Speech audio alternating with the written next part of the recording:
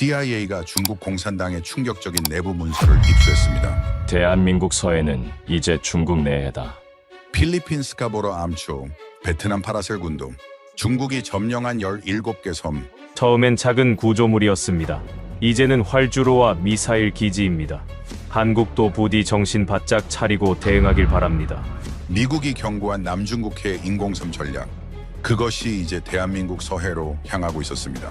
한국, 얘들은 항의만 하다 끝나. 하지만 한국의 예상치 못한 대응에 전 세계가 경악했고 베이징 당국이 새벽 긴급회의를 소집했습니다. 모든 어선 즉시 철수! 증거를 남기지 마라! 도대체 한국이 포착한 결정적 장면은 무엇이었을까요? 중국의 충격적인 서해 침략 계획, 지금 바로 폭로됩니다. 한국 서해에서 뭔가 일어나고 있대.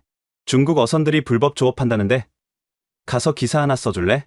CNN 아시아 데스크 편집장 마크의 전화였죠. 전 코웃음 쳤어요. 불법 조업. 그런 거 인턴한테 시키지 왜 나한테? 전쟁 특파원 15년 경력의 저에게 어선 단속 기사라니? 시리아 알레포에서 화학무기 공격을 취재했고 우크라이나 마리우폴에서 폭격을 피해 지하실에 숨어 있었던 제가 말이에요. 죽을 고비를 수십 번 넘기고 퓰리처상 후보에도 2번 올랐는데 이건 너무 시시한 거 아닌가요? 너가 마침 도쿄에 있잖아. 김치도 먹고 쉬다 와. 경비는 넉넉히 줄게. 솔직히 거절하려 했어요. 그런데 마크가 한마디 덧붙였죠. 참고로 작년에 그 해역에서 한국 군인 3명이 죽었대. 근데 언론엔 단 한 줄도 안 나왔어. 귀가 번쩍 뜨였어요. 군인이 죽었는데 왜 보도가 안 됐을까? 뭔가 숨기는 게 있다는 건데? 좋아. 가볼게. 인천공항에 도착했을 때 한국 해군 중령 1명이 절 기다리고 있었어요. 댄 로버츠 기자님. 강해준 중령입니다. 30대 후반쯤 돼 보였어요. 하지만 눈빛이 예사롭지 않았죠. 전투를 겪은 군인 특유의 깊이가 있었어요. 시리아에서 본 반군 지휘관들과 비슷한 눈빛이었죠. 기자님이 진짜 전쟁 전문가라면서요? 뭐? 제법 봤죠. 중동에서 5년, 우크라이나에서 3년. 그럼 한 가지 물어볼게요. 전쟁에서 가장 무서운 게 뭐라고 생각하세요? 이상한 질문이었지만 대답했죠. 예측 불가능성이요. 언제 어디서 죽을지 모른다는 것. 강 중령이 씁쓸하게 웃었어요. 틀렸습니다. 가장 무서운 건 싸우는데 싸울 수 없는 거예요. 무슨 말이죠? 내일 직접 보시면 압니다. 아, 그리고 이거 준비해 오세요. 그가 건넨 종이엔 이상한 목록이 있었어요. 방탄조끼, 방탄 헬멧, 지혈제, 수혈용 혈액형 확인서. 잠깐, 이거 전쟁 장비 아닌가요? 어선 단속하는데 이런 게 왜 필요하죠? 어선이요? 강 중령이 비웃듯 말했어요. 기자님은 아직 모르시는군요. 그들은 어선이 아닙니다. 그럼 뭐죠? 침략자들이죠. 정부의 명령을 받고 움직이는. 말도 안 된다고 생각했어요. 중국 정부가 어민들을 동원해 침략한다고? 21세기에? 하지만 그의 표정은 진지했어요. 그날 밤 호텔에서 자료를 찾아봤어요. 이상했습니다. 분명 서해에서 충돌이 계속 일어나는데 한국 언론조차 제대로 다루지 않았어요. 단순 조업 분쟁, 어민 간 마찰, 해경 단속 강화, 이런 제목들 뿐이었죠. 마치 약속이라도 한 듯 모두가 조심스럽게 표현하고 있었어요. 하지만 어떤 블로거가 올린 글을 발견했어요. 우리 아버지는 해군입니다. 어제도 다쳐서 왔어요. 머리를 7반을 꿰맸는데 뉴스엔 아무 얘기도 없네요. 왜 우리 아버지의 피는 없는 일이 되나요? 댓글이 수백 개 달렸어요. 비슷한 사연들이었죠. 우리 오빠도 해경인데 늑골 부러졌어요. 친구가 작년에 순직했는데 언론에 안 나왔어요. 정부는 왜 숨기기만 하죠? 뭔가 큰 일이 벌어지고 있는데 조직적으로 숨기고 있다는 느낌이 들었어요.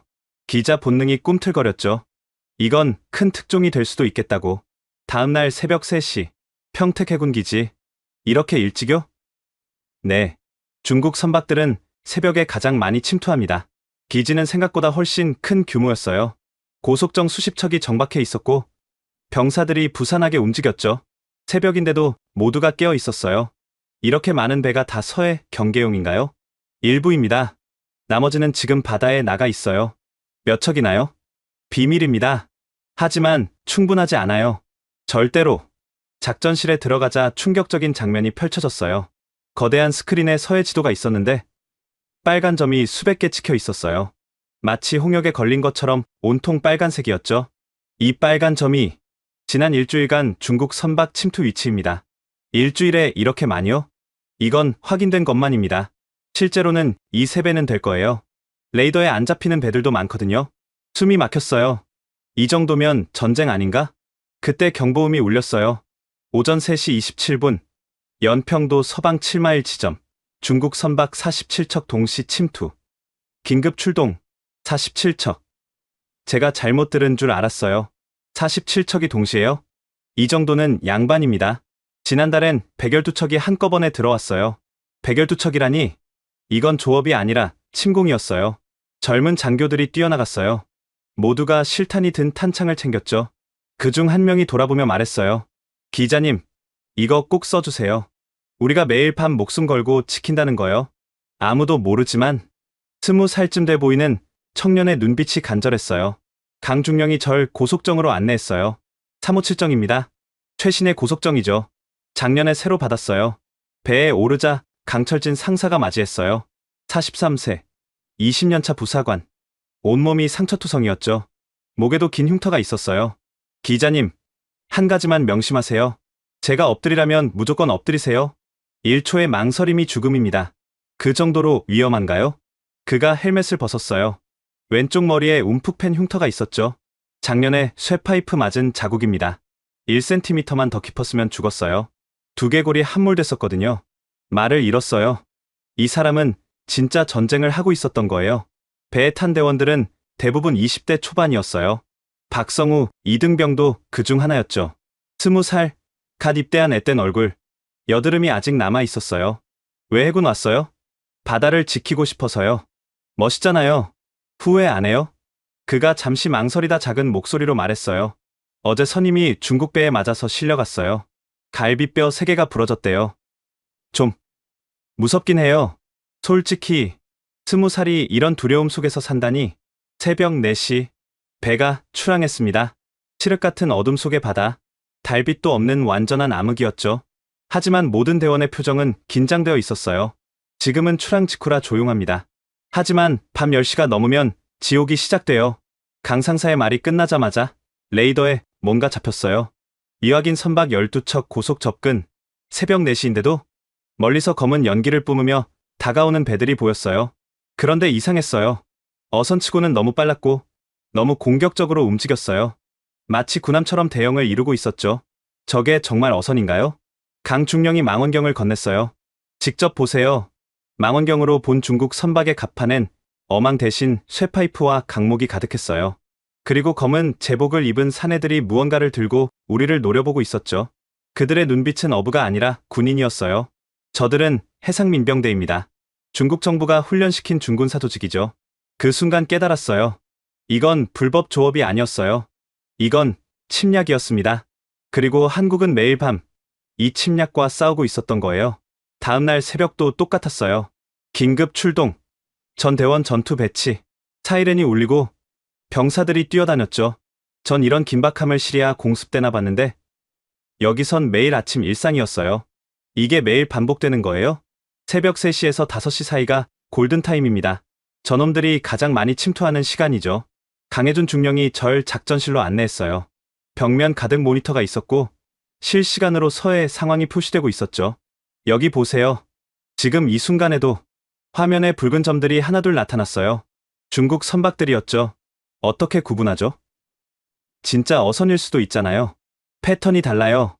일반 어선은 한 곳에 머물며 조업합니다. 하지만 저놈들은 계속 움직여요. 마치 정찰하듯이. 그때 한 장교가 뛰어왔어요. 중령님, 어젯밤 교전 영상 나왔습니다. 화면에 뜬 영상은 충격적이었어요.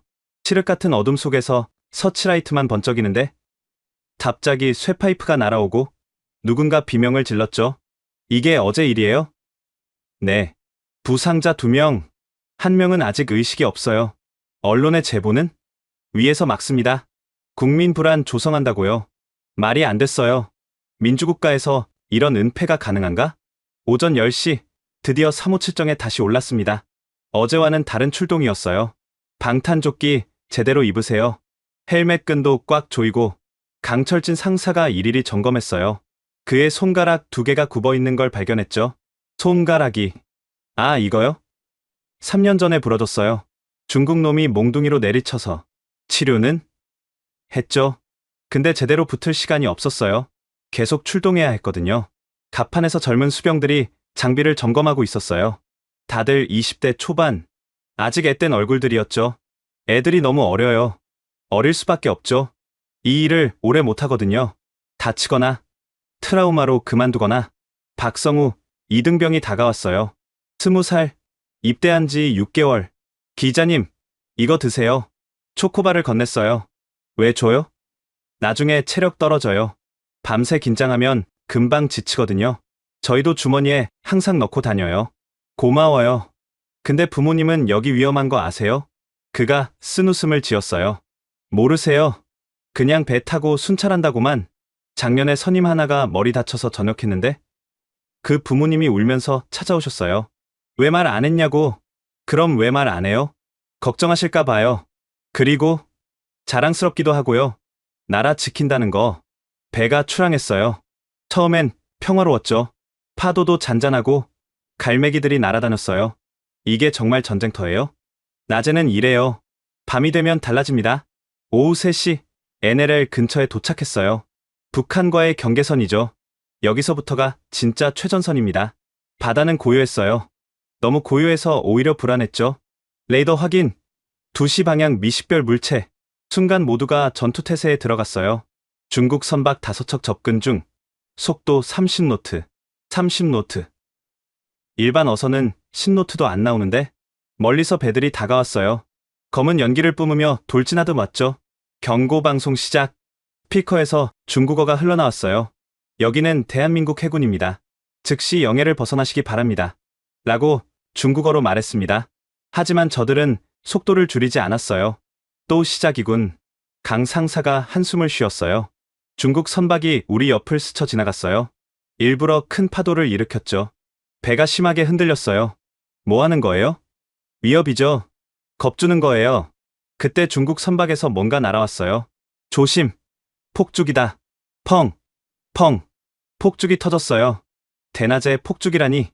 미친 짓 아니에요? 심리전입니다. 가끔은 화염병도 던져요. 그럼 반격은? 못합니다. 우리가 먼저 공격하면 국제분쟁이 돼요. 중국이 원하는 게 그거죠. 그제야 강중령이 한 말이 이해됐어요. 싸우는데 싸울 수 없다는 게 뭔지. 해가 지기 시작했어요. 대원들의 표정이 달라졌죠. 진짜 전쟁이 다가오고 있었어요. 7탄 지급. 각자 40발씩. 7탄이요? 쏠 건가요? 못 쏩니다. 하지만 준비는 해야죠. 정당방위가 인정되면 쏠 수 있으니까. 정당방위 기준이 뭐예요? 우리 쪽에 사망자가 나오면요. 미친 기준이었어요. 죽어야 반격할 수 있다니. 밤 10시. 진짜 전쟁이 시작됐어요. 대규모 선단 접근. 최소 50척 이상. 레이더가 빨갛게 물들었어요. 사방에서 중국 선박이 몰려왔죠. 조명탄 발사. 하늘이 대낮처럼 밝아졌어요. 그리고 저는 평생 잊지 못할 광경을 봤죠. 검은 바다 위에 배들이 빼곡했어요. 마치 해상 침공 작전 같았죠. 그리고 그들은 일제히 우리를 향해 돌진하기 시작했어요. 전투 배치, 충돌 대비. 이게 21세기 대한민국 바다에서 벌어지는 일이었어요. 그리고 세상은 아무도 모르고 있었죠. 그날 밤, 저는 진짜 전쟁을 보게 될 거였어요. 총성 없는, 하지만 피가 흐르는 전쟁을요. 저것 좀 보세요. 박성우, 이등병이 떨리는 목소리로 외쳤어요. 조명탄 아래 드러난 중국 선박들의 모습은 충격적이었습니다. 갑판마다 검은 옷을 입은 사내들이 서 있었고 손에는 쇠파이프와 강목을 들고 있었죠. 저게 어부예요? 아니죠. 해상민병대입니다. 중국 정부가 훈련시킨 중군사 조직이에요. 강철진 상사가 망원경을 내려놓으며 말했어요. 3시 방향. 고속 접근. 중국 선박 하나가 엄청난 속도로 돌진해왔어요. 충각 전술. 배로 들이받으려는 거였죠. 충돌 대비. 전원 난간 잡아. 쿵. 엄청난 충격에 배가 45도로 기울었어요. 제 카메라가 날아갔고 갑판에 있던 장비들이 쏟아졌죠. 손님 괜찮으세요? 강중령이 절 붙잡아줬어요. 그의 손에서 피가 흐르고 있었죠. 중령님이 다쳤잖아요. 이 정도는 아무것도 아닙니다. 진짜는 지금부터예요. 그때였어요. 중국 선박에서 뭔가 날아오기 시작했죠. 쇠파이프다. 엄폐. 창. 창. 쇠파이프가 우리 배 곳곳에 부딪혔어요. 조타실 유리가 깨지고 안테나가 부러졌죠. 왜 가만히 있어요? 반격해야죠. 제가 소리쳤지만 한국 해군은 방패로 막기만 했어요. 못합니다. 명령이 없으면 절대 선제 공격 금지입니다. 지금 공격받고 있잖아요. 그래도 못 쏩니다. 이게 우리의 규칙이에요. 미친 상황이었어요. 적은 마음껏 공격하는데 우리는 막기만 해야 한다니. 6시 방향. 또 온다. 이번엔 세 척이 동시에 접근했어요. 마치 늑대 때처럼 우리를 포위했죠. 저놈들 조직적으로 움직여요. 무전기에서 다른 고속정들의 비명 같은 교신이 들렸어요. 3호정 피격, 부상자 발생, 3호구정 엔진 고장, 지원 요청, 361정 포위됐다. 탈출 불가. 순간 깨달았어요. 이건 단순한 충돌이 아니라 조직적인 공격이었어요. 저놈들이 우리 교신 듣고 있습니다. 채널 변경. 강 상사가 재빨리 무전기를 조작했어요. 그때 중국 선박에서 이상한 물체를 던졌어요. 그물이다. 스크루 조심. 너무 늦었어요. 그물이 우리 배 스크루에 감겼고 엔진이 멈췄죠. 엔진 정지. 추진력 상실. 우리는 바다 한가운데서 멈춰섰어요. 꼼짝없이 당할 수밖에 없는 상황이었죠. 중국 선박들이 더 가까이 다가왔어요. 이제는 그들의 얼굴까지 보였죠. 조롱하듯 웃고 있었어요. 저놈들, 우리가 못 쏘는 거 다 알고 있어요. 그때였어요. 한 중국인이 뭔가를 겨누었죠. 총이다. 전원 엎드려. 탕. 탕. 실탄이 우리 머리 위로 날아갔어요. 저놈들 실탄 쏴요. 녹화해. 증거 확보. 전 떨리는 손으로 카메라를 들었어요. 그때 날아온 파편이 렌즈를 맞췄죠. 2만 달러짜리 카메라가 박살났어요. 젠장. 괜찮아요? 박성우가 절 걱정했어요. 그런데 그의 헬멧에 금이 가 있었죠. 너 헬멧이... 아, 이거요? 방금 뭔가 맞았어요. 헬멧 아니었으면 20살애가 죽을 뻔했는데도 담담했어요. 무서워요? 익숙해져요. 매일 이러니까. 그때 강중령이 결단을 내렸어요. 더는 못 참겠다. 경고 사격 허가 요청. 본부. 여기는 357정. 실탄 피격 중. 경고 사격 허가 요청. 잠시 후 응답이 왔어요. 불어. 자제하고 철수하라. 부상자가 있습니다. 철수하라. 이상. 강중령의 얼굴이 붉어졌어요. 이런 게. 그가 욕을 삼켰어요. 중령님, 명령 위반하면. 알아요. 하지만 내 부하들이 죽어가는데.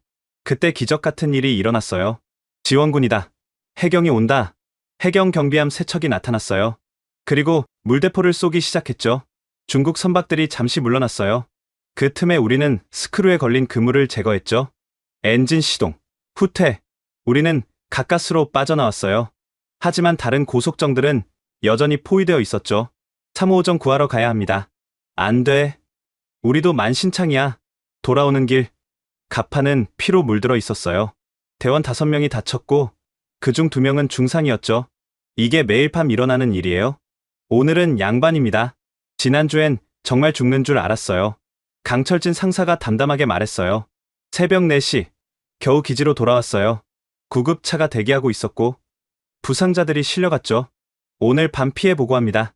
부상 17명, 고속정 3척 파손. 언론 보도는? 없습니다. 위에서 막았습니다. 저는 분노했어요. 이걸 왜 숨겨요? 국민이 알아야 하잖아요. 강중령이 씁쓸하게 웃었어요. 기자님, 이제 아시겠어요? 우리가 싸우는 건 중국만이 아닙니다. 침묵과도 싸우고 있어요. 그날 밤제 노트에는 이렇게 적혀 있었어요. 한국 해군은 매일 밤 피를 흘리며 싸운다. 하지만 그들의 희생은 침묵 속에 묻힌다. 이것은 잊혀진 전쟁이다. 그리고 전 결심했죠. 이 진실을 반드시 세상에 알리겠다고. 내일 밤엔 더 큰 전투가 기다리고 있었어요. 중국이 대규모 선단을 준비한다는 첩보가 들어왔거든요. 다음날 오후 평택 해군병원. 어제 다친 대원들을 만나러 갔어요. 병실마다 젊은 군인들이 누워 있었죠. 박준석 상병 21세 두개골 골절, 김태민 일병 20세 갈비뼈 3개 골절, 이성호 이병 19세 내장 파열로 수술 중. 19살이 내장 파열이라니. 이렇게 많이 다치는데 왜 언론에 안 나와요? 간호장교가 한숨을 쉬었어요. 위에서 함구령이 내려와요. 국가안보 사항이라고. 병실에서 박성우를 만났어요. 팔에 깁스를 하고 있었죠. 언제 다쳤어요?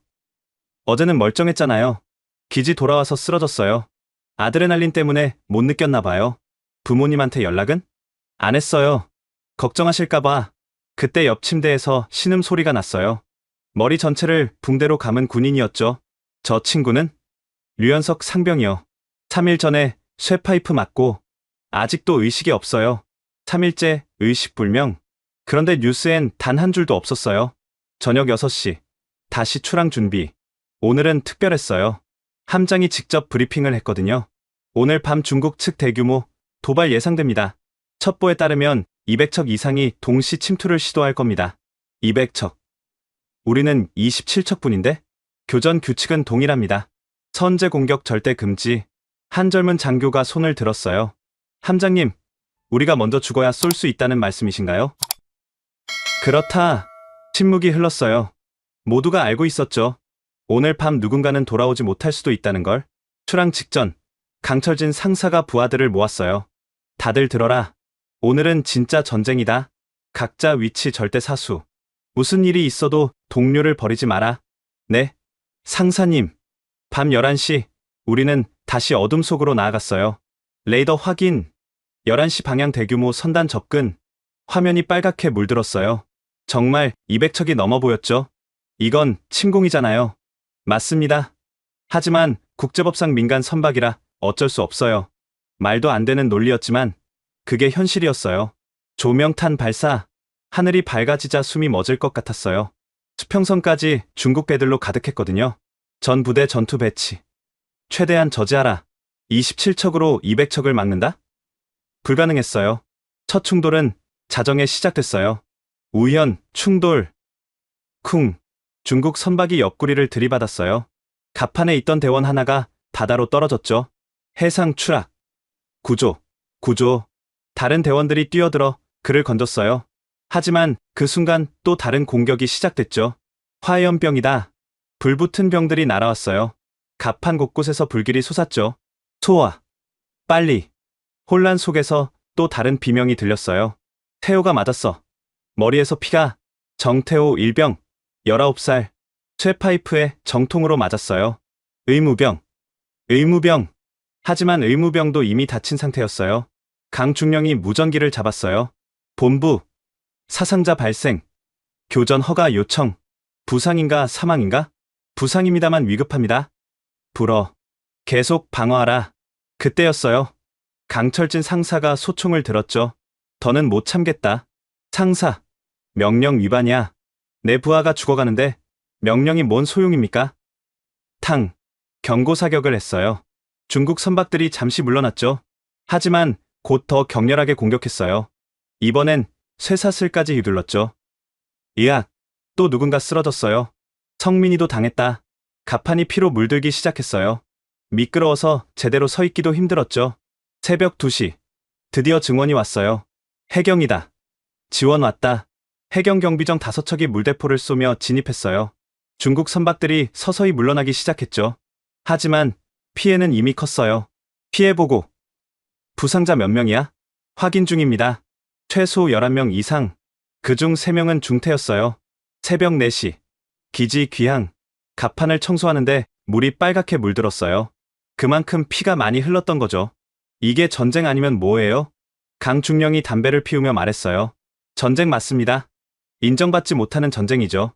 그날 아침 뉴스를 봤어요. 서해상 중국 어선 단속, 평화롭게 진행. 거짓말이었어요. 11명이 피 흘리며 쓰러졌는데 평화롭다니. 병원으로 갔어요. 중환자실에는 정태호가 누워 있었죠. 머리 수술을 받았는데 아직 의식이 없었어요. 그의 어머니가 울고 있었어요. 우리 아들이 왜 이렇게 됐죠? 그냥 배 타고 순찰한다고 했는데 저는 차마 진실을 말할 수 없었어요. 그날 밤, 전 결심했어요. 이 모든 걸 영상으로 남기겠다고. 세상이 알아야 한다고. 다음 출항 때는 카메라 3대를 준비했어요. 하나쯤은 살아남겠죠. 그리고 또 다른 전투가 기다리고 있었어요. 평택 해군병원 중환자실. 정태호는 여전히 의식이 없었어요. 그 옆에서 어머니가 손을 잡고 있었죠. 아줌마. 절 기억 못하시겠지만 어제 왔던 미국 기자예요. 아. 네. 우리 태호 동료시죠? 동료라는 말에 가슴이 찔렸어요. 태호가 어떻게 다쳤는지 아세요? 자세히는 모르겠는데 훈련 중 사고라고만. 훈련 중 사고. 정부의 공식 설명이었죠.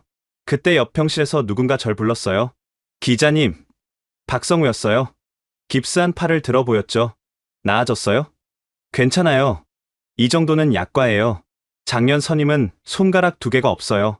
20살이 이런 말을 하다니. 왜 이 일을 계속해요? 누군가는 해야 하잖아요. 안 그러면 우리 바다가. 그가 말을 멈췄어요. 창밖을 보더니 눈물을 글썽였죠. 사실 무서워요. 엄청 무서워요. 그럼 그만둬도. 못 그만둬요. 동료들을 버릴 수 없어요. 그리고 자랑스럽기도 해요. 나라 지킨다는 게. 그때 문이 열렸어요. 새로운 부상자들이 들어왔죠. 또 당했구나. 간호사가 한숨을 쉬었어요. 어젯밤에요? 네. 이번엔 7명. 매일 밤 누군가는 다쳤어요. 하지만 세상은 몰랐죠. 오후가 되자 부상자들이 하나둘 깨어났어요. 그중 한 명과 얘기를 나눴죠. 최민규 중사, 28세예요. 어떻게 다쳤어요? 쇠파이프요. 갈비뼈 2개 나갔어요. 이런 일이 자주 있어요? 그가 씁쓸하게 웃었어요. 자주요? 매일이죠. 제 동기 중 멀쩡한 애가 없어요. 그런데 왜 언론에 안 나와요? 위에서 막아요. 중국 자극하면 경제 보복한다고. 우리 목숨보다 돈이 중요한가 봐요. 그의 말에 화가 났어요. 병실을 나오는데 복도에서 해군 장교들이 모여 있었어요. 오늘 밤도 출동이야? 응. 또 200척 온대.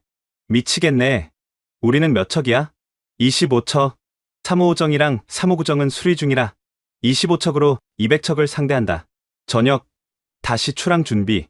이번엔 특별한 장비를 받았어요. 이게 뭐예요? 야간 투시경이요. 오늘은 칠흑 작전이래요. 칠흑 작전? 모든 불을 끄고 기습하는 거예요.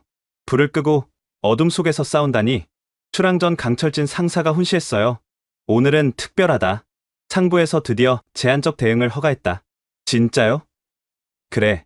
생명의 위협을 느끼면 자위권 발동 가능하다. 드디어 반격이 가능해진 거였어요. 밤 10시. 출항. 모든 불이 꺼졌어요.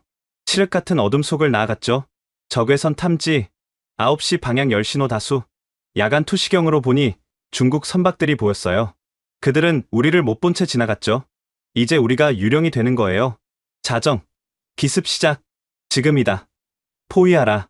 우리가 갑자기 나타나자 중국 선박들이 당황했어요. 서치라이트 온. 강력한 빛이 그들을 비췄어요. 처음으로 우리가 우위를 점했죠. 하지만 그것도 잠시. 저놈들 총 쏜다. 탕. 실탄이 날아왔어요. 반격 허가. 자위권 발동. 탕. 우리도 경고 사격을 했어요. 중국 선박들이 놀라 흩어졌죠. 됐다. 저놈들 도망간다. 순간의 승리감이었어요. 그때 비명이 들렸어요. 재혁이가 맞았어. 김재혁 일병. 19살. 총에 맞았어요. 다행히 방탄조끼 덕에 살았지만 충격으로 기절했죠. 또 19살이야. 새벽 3시. 전투 종료. 오늘은 이겼어요. 중국 선박 18척을 쫓아냈고 3척을 납포했죠. 하지만 대가가 컸어요. 부상자 9명. 그중 2명 중상. 돌아오는 길 김재혁이 깨어났어요. 살았어? 응. 근데 아파. 당연히 아프지. 총 맞았는데. 그가 웃었어요. 19살이 총 맞고도 웃었어요. 그래도 자랑스러워요. 나라 지켰잖아요. 그때 그가 울기 시작했어요. 근데 엄마한테 뭐라고 해요? 훈련 중 넘어졌다고? 엄마가 알면 난리 날 텐데. 20살도 안 된 애들이 목숨 걸고 싸우면서도 부모 걱정을 했어요. 기지에 도착하니 구급차가 줄지어 있었어요. 그날 밤 다친 사람이 우리 배만이 아니었던 거죠. 오늘 총 피해가? 부상 31명. 그중 5명 중태. 31명. 하루밤에 31명이 다쳤어요. 다음날 뉴스. 서해평온. 어업활동 정상. 거짓말. 전부 거짓말이었어요. 병원에 갔어요. 김재혁의 병실로. 괜찮아? 네. 근데 엄마한테 전화 왔어요. 뭐래? 왜 목소리가 이상하냐고. 감기 걸렸다고 했어요. 총 맞고 감기라고 거짓말하는 19살. 그날 밤 전 일기에 썼어요. 대한민국은 10대 후반, 20대 초반 청년들의 피로 지켜지고 있다. 그들은 매일 밤 목숨을 걸고 싸운다. 하지만 그들의 희생은 침묵 속에 묻힌다. 이것이 정의인가? 서울, 국방부 청사, 취재를 위해 찾아갔지만 문전박대 당했어요. 서해 충돌 관련 자료를 보고 싶습니다. 보안 사항입니다. 공개 불가능합니다. 사람이 다치고 있어요. 국민이 알 권리가 있잖아요. 기자님, 국익을 생각하세요. 국익. 그들이 항상 꺼내는 카드였죠. 그때 한 고위 장교가 절 따로 불렀어요. 커피나 한잔 하시죠. 국방부 근처 조용한 카페. 전 김현태 준장입니다. 된 기자 맞으시죠? 네. 어떻게 절? 강혜준 중령한테 들었습니다. 열심히 취재하신다고. 그는 서류 봉투를 건넸어요. 이게 뭐죠? 진실입니다. 하지만 공식적으로는 없는 자료예요. 봉투를 열자 충격적인 내용이 있었어요. 서해 교전 피해 현황. 사망 11명, 중상 156명, 경상 892명, 함정 파손 47건, 추정 피해액 2,800억 원, 5년간 1,000명이 넘게 다쳤다니. 이게 진짜예요? 진짜입니다. 그리고 이건 빙산의 일각이에요. 왜 숨기죠? 김 준장이 한숨을 쉬었어요. 중국이 우리 경제의 25%를 쥐고 있어요. 자극하면 보복합니다. 그래서 군인들 목숨을 포기한다? 포기가 아니라 감춘다는 거죠. 역겨웠어요. 언론은요? 외보도 안 해요. 압력이 있어요. 광고 끊기고, 취재원 막히고, 그래서 다들 침묵하죠. 그가 또 다른 문서를 보여줬어요. 중국 해상민병대 현황, 추정 인원 20만 명, 무장 선박 3,000척, 연간 침투만 5,000회, 20만 명이요? 네, 정규군 규모예요. 어민으로 위장한 군대죠. 이걸 왜 국제사회에 알리지 않아요? 알렸어요. 하지만 중국이 부인하면 끝이에요. 증거가 있어도 소용없죠. 그때 그의 휴대폰이 울렸어요. 네, 알겠습니다. 전화를 끊더니 급하게 일어났어요. 가봐야겠네요. 또 사고 났대요. 어디서요? 백령도요. 이번엔 심각하대요. 저도 따라갔어요. 인천해군 작전사령부. 들어가자마자 긴장감이 느껴졌어요. 모두가 뛰어다녔죠. 백령도 피해 상황. 고속정 2척 대파. 한 척 침몰 위기. 침몰? 사상자는? 확인 중. 최소 15명 이상 부상. 대형 스크린에 현장 영상이 떴어요. 한국 고속정이 기울어져 있었고 주변에 중국 선박 수십 척이 포위하고 있었어요. 저놈들 일부러 침몰시키려 해요. 구조 신호 보냈어? 주변 함정이 가고 있습니다만 중국 배들이 막고 있어요. 그때 통신이 들어왔어요. 여기는 357정. 침수 중. 긴급 지원 요청. 357정. 제가 탔던 배였어요. 강철진 상사. 제가 외쳤어요. 기자님이 왜? 김 준장이 놀랐어요. 저 배에 제가 아는 사람들이 있어요. 화면을 보니 357정이 45도로 기울어져 있었어요. 전원 퇴함 명령. 대원들이 바다로 뛰어들었어요. 하지만 중국 선박들이 그들을 건지지 못하게 방해했죠. 저놈들 일부러 죽이려 해. 실사격 허가 요청. 안 돼. 국제 문제 된다. 그 순간 기적이 일어났어요. 다른 고속정들이 몸을 던져 중국 선박을 밀어냈어요. 충각 대충각. 미쳤어. 자기들도 부서진다고. 하지만 그들은 멈추지 않았어요. 동료를 구하기 위해 자신의 배를 희생했죠. 2시간 후 상황 종료. 357정 승조원 전원 구조 완료. 안도의 한숨이 나왔어요. 하지만 피해는 컸어요. 고속정 3척 대파. 부상 23명. 그중 5명 위독. 그날 저녁 기자회견이 있었어요. 국방부 대변인이 나왔죠. 오늘 백령도 인근에서 단순 충돌 사고가 있었습니다. 인명 피해는 경미합니다. 거짓말. 전 손을 들었어요. 23명이 다쳤는데 경미하다고요? 어떻게 그 숫자를 357정이 거의 침몰했어요. 기자님, 자제하세요. 확인 안 된 사실로. 영상 있어요. 제가 휴대폰을 들었어요. 몰래 찍은 영상이었죠. 장내가 술렁였어요. 회견 종료합니다. 대변인이 황급히 자리를 떴어요. 그날 밤, 제 호텔로 전화가 왔어요. 된 기자님? 취재 중단하시는 게 좋을 겁니다. 누구세요? 충고입니다. 한국에 더 있으면 위험할 겁니다. 협박이었어요. 하지만 전 멈출 수 없었어요. 다음날 평택으로 다시 갔어요. 강철진 상사를 만났죠. 다행히 살아 있었어요. 괜찮아요? 살았어요. 그거면 됐죠. 배는? 폐기예요. 357정과의 인연도 끝이네요. 그가 담배를 피우며 말했어요. 기자님, 어제 고마웠어요. 뭐가요? 기자회견장에서요. 처음으로 누군가 우리 편을 들어줬어요. 그의 눈에 눈물이 고였어요. 20년 군 생활 중 가장 기뻤어요. 드디어 누군가 진실을 말해줬구나. 그때 깨달았어요. 그들이 원하는 건 돈도 명예도 아니었어요. 단지 인정받고 싶었던 거예요. 자신들의 희생이 헛되지 않았다는 걸. 새벽 3시, 급한 전화가 왔어요. 댄 기자님, 지금 즉시 평택으로 오세요. 강해준 중령이었어요. 목소리가 다급했죠. 무슨 일이에요? 전화로는 못해요. 와서 직접 보세요. 평택 도착은 새벽 5시. 작전실은 발칵 뒤집혀 있었어요. 뭐가 이렇게... 이거 보세요. 위성사진이 화면에 떴어요. 중국 연안이었죠. 이게 뭐예요? 배들입니다. 약 300척. 300척. 다 어선인가요? 아니요. 절반은 해상민병대 무장선입니다. 확대한 사진을 보니 갑판에 이상한 장비들이 보였어요. 저건 개조한 어선입니다. 속도도 빠르고 철판도 두꺼워요. 그리고 강중령이 다른 사진을 보여줬어요. 무기입니다. 소화기로 위장한 화염방사기, 그물로 위장한 철조망. 언제 출발해요? 오늘 밤 추정입니다. 오늘 밤 300척이 온다. 우리는 몇 척이에요? 동원 가능한 전 함정 27척입니다. 27대 300.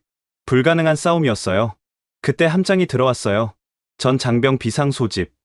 오늘 밤 역사상 최대 규모 침투가 예상된다. 장병들이 모였어요. 대부분 20대 초반. 얼굴에 긴장이 역력했죠. 솔직히 말한다. 오늘 밤 매우 위험하다. 하지만 우리가 막지 않으면 서해는 끝이다. 침묵이 흘렀어요. 자원자만 나가겠다. 원치 않으면 빠져도 된다. 아무도 움직이지 않았어요. 다시 묻겠다.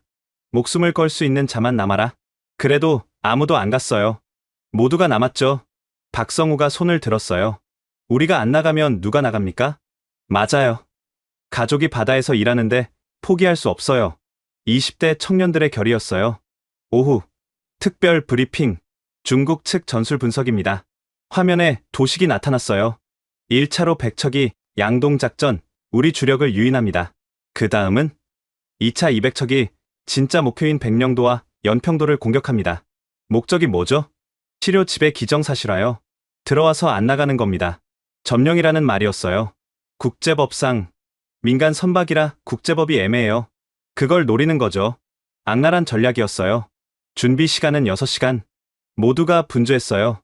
실탄 점검, 장비 정비, 그리고 유서 작성. 유서요? 네. 혹시 모르니까요. 박성우도 쓰고 있었어요. 뭐라고 썼어요? 엄마, 아빠 사랑해요. 자랑스러운 아들이었다면 좋겠어요. 20살이 쓰는 유서. 강철진 상사는 담담했어요. 전 20년째 쓰고 있어요. 이제 익숙해요. 저녁 6시. 마지막 식사. 많이 먹어둬요. 언제 먹을지 모르니까. 하지만 다들 긴장해서 못 먹었어요. 해가 지기 시작했어요. 전 함정 출항 준비. 27척이 일제히 엔진을 걸었어요. 기자님은 남으세요. 오늘은 너무 위험해요. 강중령이 만류했지만 전 고개를 저었어요. 아니요. 같이 가겠습니다. 이걸 세상에 알려야 해요. 죽을 수도 있어요. 알아요. 그래도 가야 해요. 그가 잠시 절 보더니 고개를 끄덕였어요. 방탄조끼 2개 입으세요. 그리고 이것도 위치 추적기였어요. 물에 빠지면 이걸로 찾을 겁니다. 밤 9시. 출항. 27척이 서해로 나아갔어요. 역사상 가장 위험한 밤이 시작됐죠. 레이더 확인. 50해리 전방 대규모 선단 이동. 몇 척이야? 최소 280척 이상. 정말 왔어요. 300척이. 전 함정 전투 배치. 긴장이 극도로 높아졌어요. 기억하라. 우리가 물러서면 서해는 끝이다. 11시. 첫 조우. 12시 방향 50척 접근. 양동작전 일진이었어요. 무시하고 직진. 하지만 속지 마. 진짜는 뒤에 있어. 그때였어요. 9시 방향 대규모 선단. 150척 이상. 진짜가 나타났어요. 좌연전 함정. 차단 대형. 27척이 일렬로 늘어섰어요. 바다의 방벽이 됐죠. 저지하라. 한 척도 통과시키지 마라. 중국 선박들이 밀려왔어요. 파도처럼, 해일처럼. 충돌 대비. 첫 충돌이 시작됐어요. 쿵, 쿵, 쿵. 여러 곳에서 동시에 충돌음이 들렸어요. 355정 피격. 359정 포위됐다. 361정 엔진 고장. 순식간에 아수라장이 됐어요. 우리 배도 공격받았어요. 좌현 충돌. 중국 선박 세 척이 동시에 들이받았어요. 기울어진다. 균형 잡아. 모두가 필사적으로 버텼어요. 그때 누군가 외쳤어요. 저기 봐요. 태극기. 다른 고속정들이 우리를 구하러 왔어요. 서로 부딪히며 싸우는 27척. 그날 밤 대한민국 해군은 하나가 됐어요. 자정. 진짜 전쟁이 시작됐어요. 전방 100척 이상 동시 돌진. 중국 선박들이 마치 약속이라도 한 듯 일제히 우리를 향해 돌진했어요. 산계, 각계 전투. 27척이 흩어졌어요. 하지만 300척을 상대하기엔 역부족이었죠. 우연에서 충돌. 쿵. 배가 크게 흔들렸어요. 그때 또 다른 충격이. 좌현도 맞았다. 양쪽에서 동시에 공격받았어요. 쇠파이프다. 엄폐. 창. 창. 창. 쇠파이프가 비처럼 쏟아졌어요. 으악. 누군가 맞았어요. 피가 갑판에 튀었죠. 의무병. 의무병. 하지만 의무병도 이미 다친 상태였어요. 그때 무전에서 비명 같은 목소리가 들렸어요. 355정 침수. 퇴함한다. 359정 엔진 정지. 표류 중. 하나둘 전투 불능이 되고 있었어요. 강철진 상사가 소총을 들었어요. 더는 못 참겠다. 상사. 안 돼. 내 부하들이 죽어가는데. 그때였어요. 강중령이 결단을 내렸죠. 전 함정 주의. 자위권 발동. 경고 사격 허가. 탕. 탕. 탕. 27척이 일제히 경고 사격을 했어요. 중국 선박들이 잠시 주춤했어요. 하지만 곧 더 격렬하게 공격했죠. 화염병이다. 불타는 병들이 날아왔어요. 갑판 여기저기서 불길이 솟았죠. 소화. 빨리. 혼란 속에서 또 다른 위기가. 어뢰 발견. 아니 어뢰 비슷한 거. 중국 선박에서 이상한 물체를 던졌어요. 콱쾅. 폭발음과 함께 물기둥이 솟았어요. 사제 폭탄이야. 이제는 폭발물까지 사용하는 거였어요. 본부. 실전입니다. 지원 요청. 하지만 응답은 차가웠어요. 자체 해결하라. 증언 불가. 사상자가 속출하고 있습니다. 녹화하라. 증거 확보가 우선이다. 증거? 사람이 죽어가는데? 그 순간 옆에 있던 고속정에서 폭발이 일어났어요. 361정이다. 361정에 불이 났어. 화염에 휩싸인 361정. 대원들이 바다로 뛰어들었어요. 구조. 우리 배가 접근했어요. 물에 빠진 대원들을 건졌죠. 괜찮아? 정신 차려. 건진 대원 중 하나가 박성우의 동기였어요. 성우야, 우리 배가 불타고 있어. 20살 청년이 울고 있었어요. 새벽 2시. 상황은 더 악화됐어요. 포위됐다. 사방이 적이야. 300척이 우리 27척을 완전히 둘러쌌어요. 이제 끝인가? 그때였어요. 지원군이다. 해경이다. 해경 경비함 10척이 나타났어요. 늦어서 죄송. 지금부터 합류. 37척이 됐어요. 그래도 300척에 비하면 됐어. 37척이면 충분해. 강중령이 외쳤어요. 대한민국 만세. 만세. 37척이 일제히 반격을 시작했어요. 물대포, 음향대포, 섬광탄. 모든 비살상 무기를 동원했죠. 중국 선박들이 조금씩 밀리기 시작했어요. 된다. 밀어내. 새벽 3시. 3시간의 혈투 끝에 중국 선박들이 후퇴하기 시작했어요. 물러간다. 저놈들이 물러간다. 환호성이 터졌어요. 하지만 기쁨도 잠시. 피해보고. 고속정 5척 대파. 2척 침몰 위기. 부상자 47명. 47명. 하룻밤에 47명이 다쳤어요. 그 중에는 박성우도 있었어요. 성우야, 성우. 머리에서 피를 흘리고 있었어요. 괜찮아. 이 정도는. 그러다 쓰러졌어요. 의무병, 응급처치. 새벽 4시. 귀향. 항구에는 구급차 20대가 대기하고 있었어요. 부상자들이 실려갔어요. 걸을 수 있는 사람이 거의 없었죠. 그날 아침, 제가 본 것은 처참한 광경이었어요. 대파된 고속정들, 피로 물든 갑판, 부서진 장비들. 이게 전쟁이 아니면 뭔가요? 강해준 중령은 담배를 피우며 말했어요. 이겼어요. 37척으로 300척을 막았어요. 이긴 건가요? 최소한 안 졌어요. 그거면 됐어요. 그때 그의 휴대폰이 울렸어요. 네, 알겠습니다. 전화를 끊더니 웃었어요. 뭐래요? 잘했대요. 그리고 오늘 일은 비밀이래요. 뭐, 언론 보도 금지. 국민 불안 조성 방지. 47명이 다쳤는데 비밀이라니. 병원으로 갔어요. 중환자실에는 위급한 환자들이 가득했어요.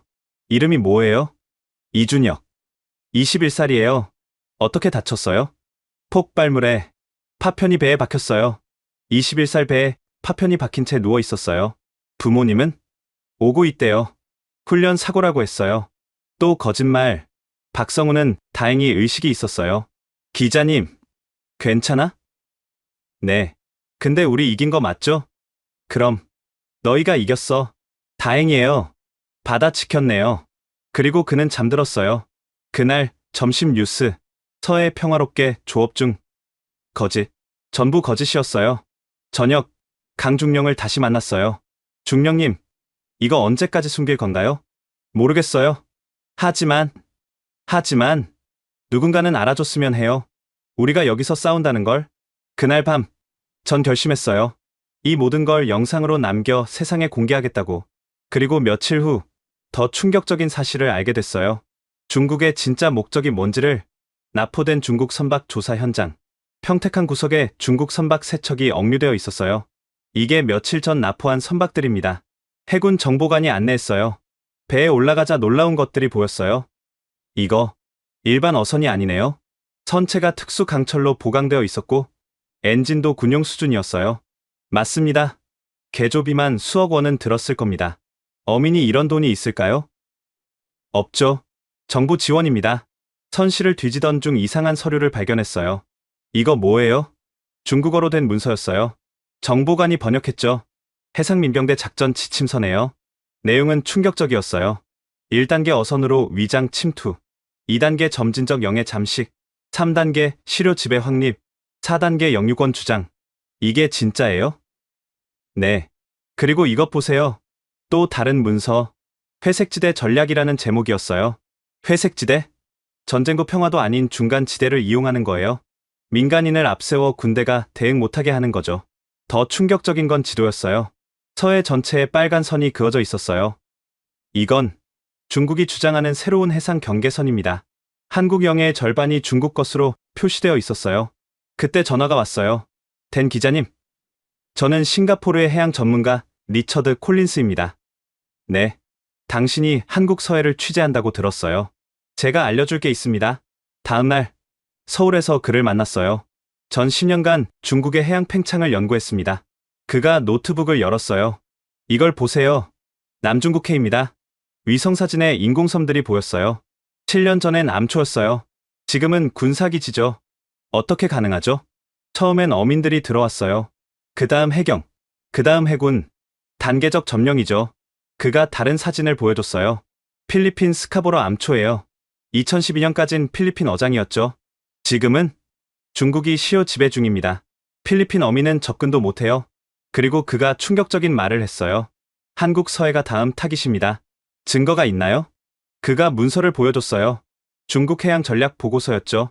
2030년까지 서해 전체를 중국 내해로 만든다고 되어 있어요. 말도 안 돼요. 이미 시작됐어요.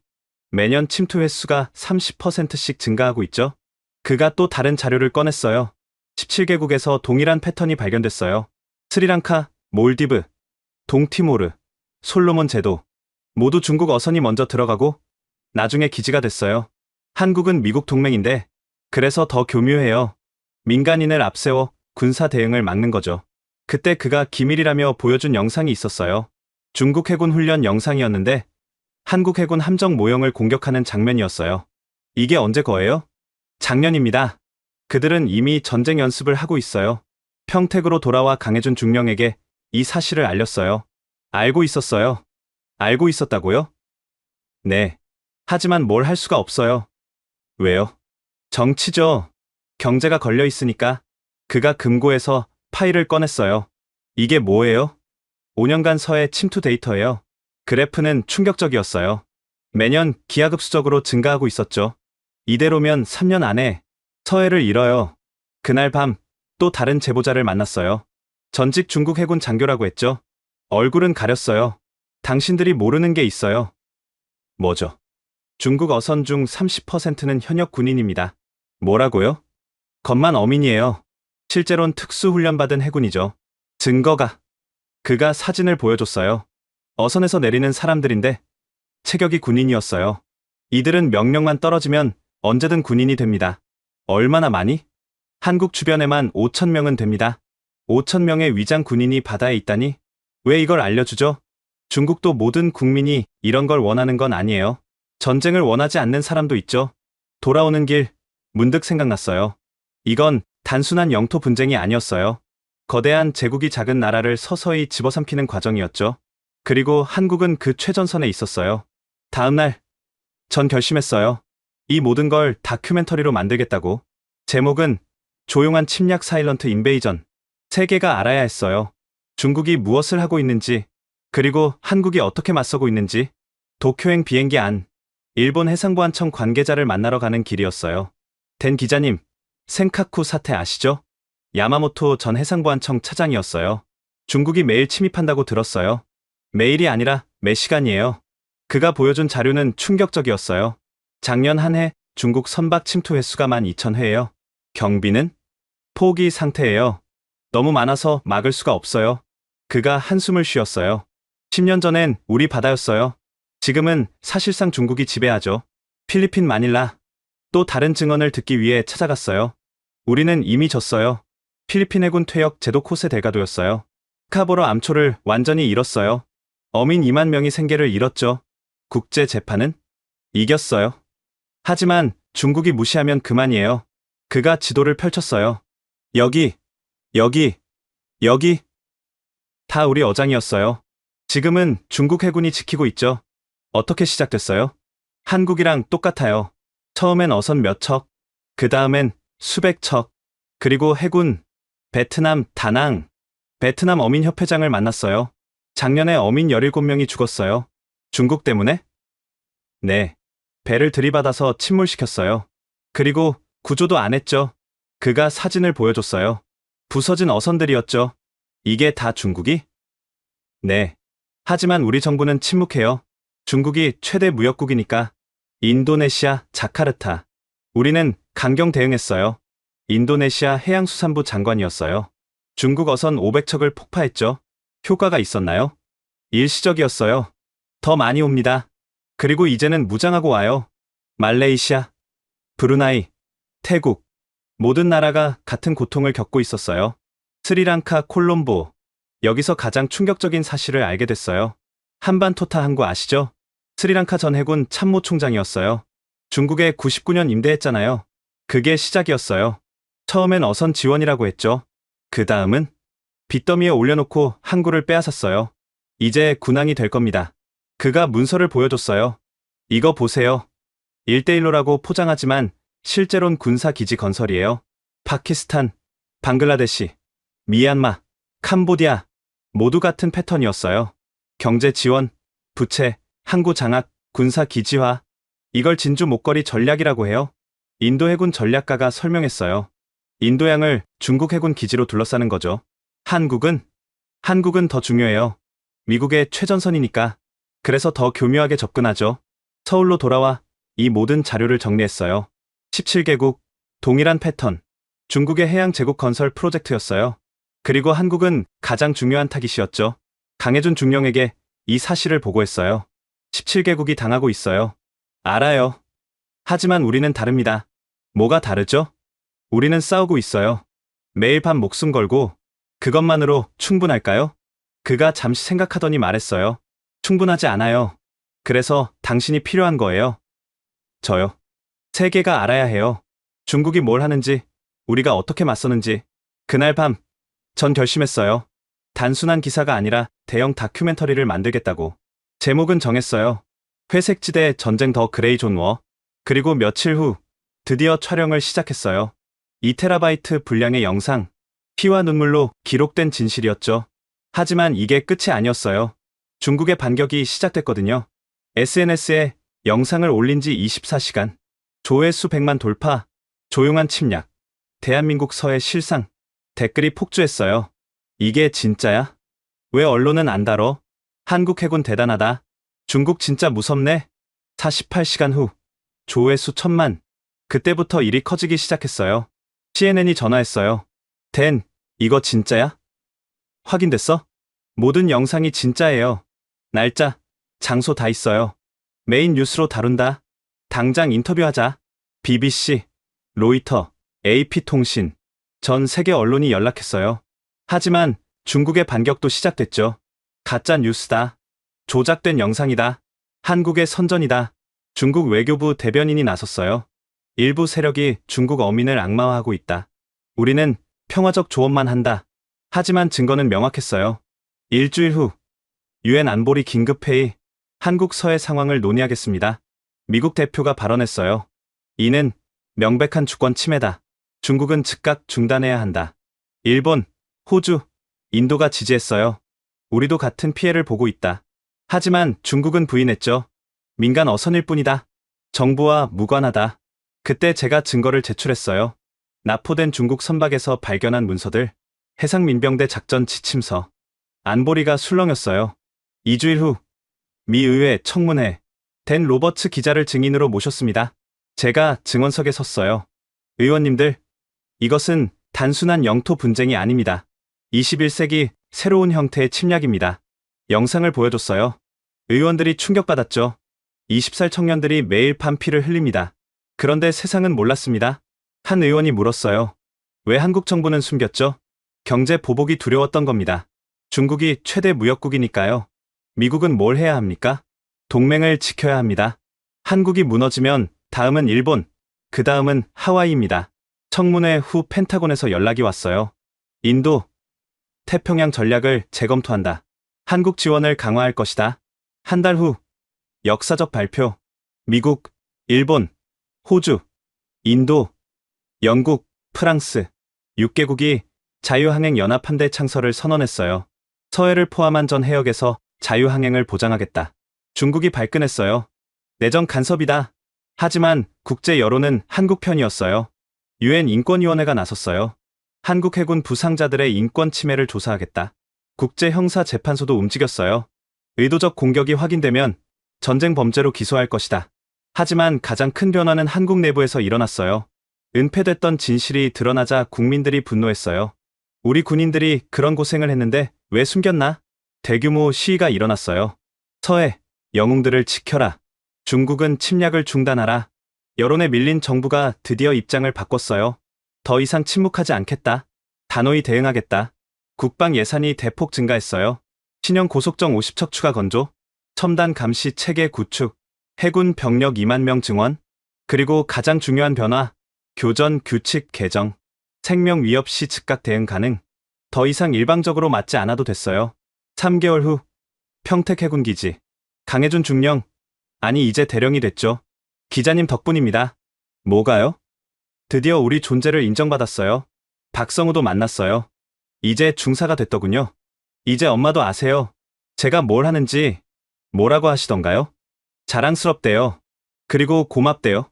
기자님께. 하지만 중국은 포기하지 않았어요. 침투는 계속됐고 더 교묘해졌죠. 어선이 줄자 이번엔 연구선이 나타났어요. 해양 조사라며 영해를 침범했죠.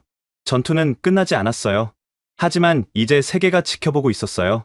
한국은 더 이상 혼자가 아니었죠. 지금까지 댄 로버츠 기자가 직접 목격한 서해의 진실, 어떻게 들으셨나요?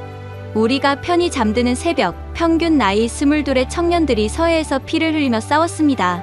하지만 우리는 몰랐죠. 정부는 경제를 걱정했고, 언론은 침묵했고, 우리는 무관심했습니다. 댄 기자의 다큐멘터리 이후 많은 것이 바뀌었지만 위협은 여전히 계속되고 있습니다. 중국은 포기하지 않았고 회색지대 전쟁은 더욱 교묘해지고 있죠. 그래서 이 영상이 더 많은 분들께 전해져야 합니다. 숨겨진 영웅들의 이야기를, 우리가 지켜야 할 바다를, 반드시 기억해야 할 진실을, 이 영상을 공유해주세요. 그것이 매일 밤 바다로 나가는 이들에 대한 최소한의 예의입니다. 좋아요와 구독으로 더 많은 진실이 세상에 알려질 수 있도록 함께해주세요. 우리가 편히 잠들 수 있는 건 누군가 대신 깨어있기 때문입니다. 지금까지 코리아 원더풀이었습니다. 감사합니다. 감사합니다. 감사합니다. 감사합니다. 감사합니다.